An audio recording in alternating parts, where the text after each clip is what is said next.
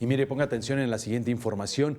En nuestro país, 63 millones de los 120 millones de mexicanos, es decir, prácticamente más de la mitad, están conectados a Internet y cuentan con un perfil en alguna red social, lo que ubica a México en cuarto lugar en el mundo, con el mayor número de usuarios de este tipo de plataformas.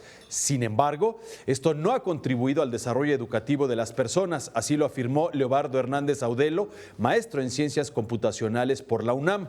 Y es que señaló, la red se usa prácticamente en tres rubros. Comunicación, esto es a través de los chats o las redes sociales y correo electrónico.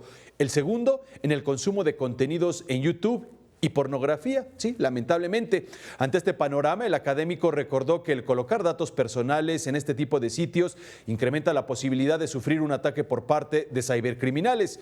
Aconsejó además no poner información que los comprometa, no compartir ubicación y tener conciencia, esto subráyelo por favor, que todo lo que se pone en una red social no se puede borrar y puede viralizarse.